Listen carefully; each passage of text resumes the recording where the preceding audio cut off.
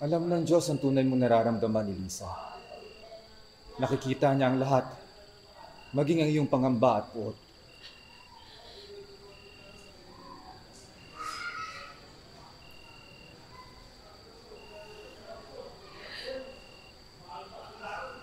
Naririnig ko kaya na Diyos ang mga dasal ko, Father. Palagi siya nakikinig sa iyo. Maging sa mga pagkakataong kinakausap mo lamang siya sa iyong isipan.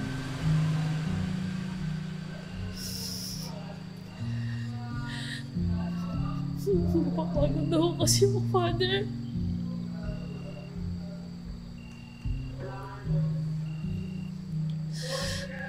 Akala ko ganun kadali yung pagsundo namin dito kay Nanay sa Maynila.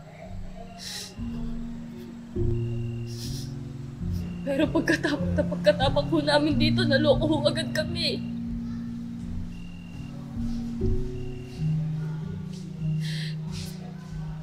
Hindi ko nga ako sigurado kung masusundo ba namin si Nanay dito sa Maynila eh.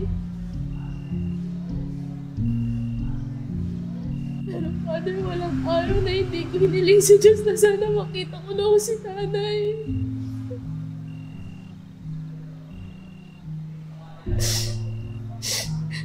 Totoo kong gawin yan.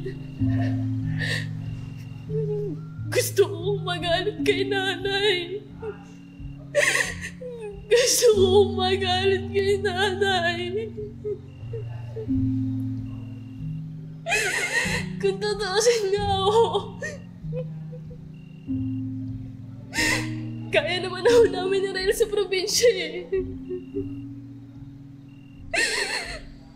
Pero Father, parang may kulang ho talaga. May kulang ho. Sino ba naman ako para sabihin kay Rael na ako at si Chang na lang ho ang kasama niya? Father, sino ba naman ho ako para sirain yung pag-asa ni Rael na balang araw uuwi ho si Nanay?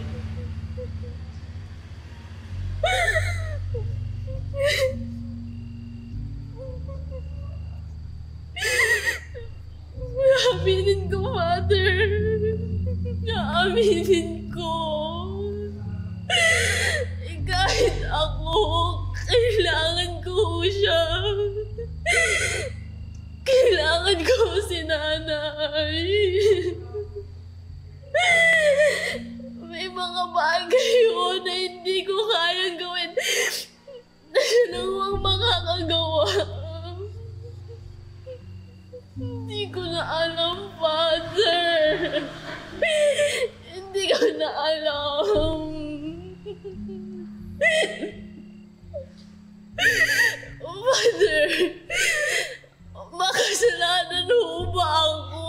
Iya, bakit mo naman nasabi yan? Pakiramdam ko, pinaparasado ako ng Diyos. Iya, minamahal lang Diyos sa makasalanan. Hindi kinamumuhian. Pero bakit kailangan kong maranasan to? Ano bang ginawa kong mali? Gusto ko lang makita si Nanay. Gusto ko lang makita si Nanay. Ano bang ginawa kong mali? Ano?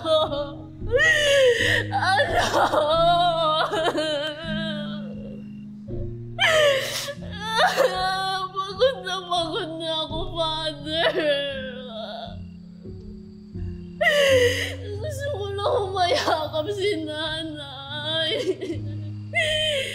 Masama mo ba yun? Mali mo ba?